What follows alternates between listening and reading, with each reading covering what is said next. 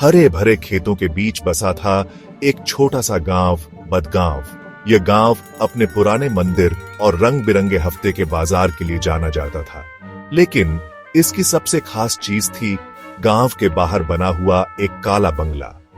इस बंगले का नाम इसके काले पुराने पत्थरों की दीवारों के कारण पड़ा था।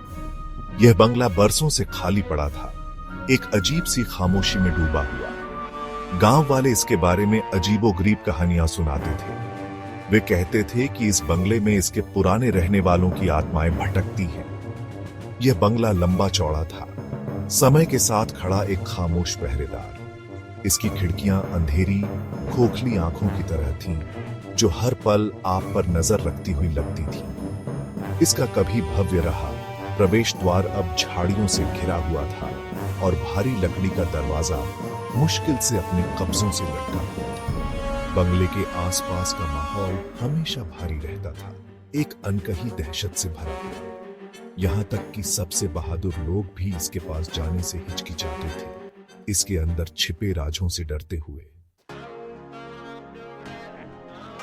काला बंगला कभी ठाकुर विक्रम सिंह, एक अमीर जमींदार और उनकी खूबसूरत पत्नी रानी पद्मावती का घर था।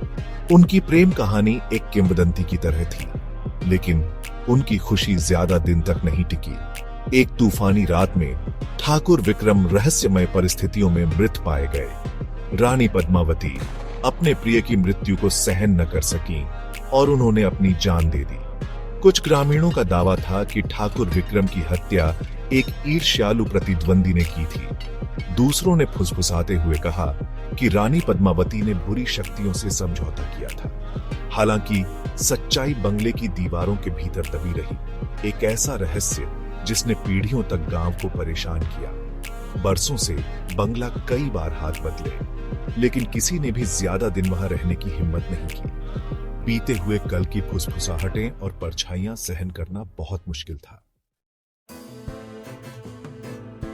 आदित्य एक होशियार और जिज्ञासु किशोर काले बंगले की कहानियों से बहुत आकर्षित था। उसे रहस्यमयी उपन्यास पढ़ना और पहेलियां सुलझाना बहुत पसंद था। वह अक्सर बंगले की भूतिया प्रतिष्ठा के पीछे के सच का पता लगाने का सपना देखता था। उसके दोस्त राघव और सिम्मी भी उसकी जिज्ञासा साझा करते थे।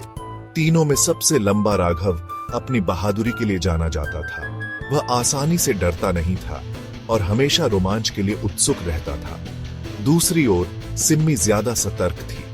वह अलौकिक शक्तियों में विश्वास करती थी और शुरू में बंगले की खोजबीन करने में हिचकिचा रही थी।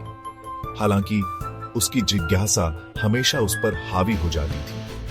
एक गर्मी की दोपहर आदित्य ने फैसला किया कि अब और इंतजार नहीं।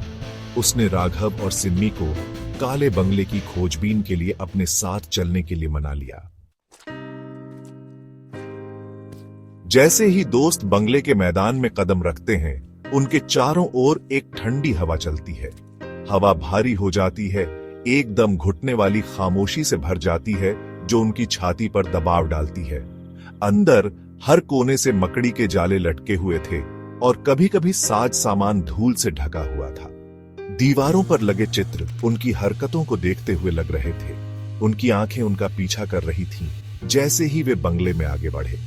जैसे ही वे एक कमरे से दूसरे कमरे में जाते हैं, उन्हें अजीब आवाजें सुनाई देती हैं। उनके वजन के नीचे फर्श की लकड़ी चरमराती है और दीवारों से फुसफुसाहट निकलती हुई लगती है। एक कमरे में उन्हें एक किताबों की अलमारी के पीछे एक छिपा हुआ रास्ता मिलता है। रास्ता एक गुप्त कक्ष की ओर जाता है, जहां उन्हें एक खजाने का संदूक मिलता है। संदूक सोने के सिक्कों और कीमती रत्नों से भरा हुआ था, लेकिन जैसे ही वे खजाने के लिए पहुंचते हैं, उन पर एक काली परछाई छा जाती है। परछाई एक खतरनाक आकृति का रूप ले लेती है, जिसकी आंखें अंधेरे में लाल चमक रही हैं। यह ठाकुर विक्रम सिंह की आत्मा थी, जो एक श्राप द्वारा बंगले से बंधी हुई थी। उसने खुलासा किया कि उसकी हत्या उसके भरोसेमंद सलाहकार ने की थी, जो उसकी दौलत का लालची था और उसने रानी पद्मावती को फंसाया था। आत्मा को तभी शांति मिल सकती थी जब उसका नाम साफ हो।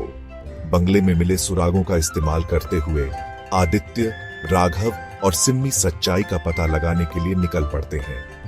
उन्होंने गांव के बुजुर्गों की मदद ली और उस भयानक रात की घटनाओं को एक साथ जोड़ा। उन्होंने अपने निष्कर्ष ग्राम प्रधान के सामने प्रस्तुत किए, जिससे सलाहकार का अपराध साबित हो गया। सच्चाई सामने आने के साथ ठाकुर विक्रम सिंह की आत्मा को आखिरकार शांति मिली। श्राप हट गया और काला बंगला अब भूतिया नहीं रहा। दशकों पुराने श्राप से मुक्ति दिलाने के लिए किशोरों के आभारी ग्रामीणों ने बंगले की विरासत का सम्मान करने का फैसला किया। उन्होंने इसे एक पुस्तकालय और संग्रहालय में बदल दिया, जिसमें गांव के समृद्ध इतिहास और आदित्य, राघव और सिम्मी की बहादुरी को दिखाया गया था। काला बंगला, जो कभी डर और निराशा का प्रतीक था, ज्ञान और आशा की किरण बन गया, जिसने सभी को याद दिलाया कि सच्चाई की हमेशा जीत होती है।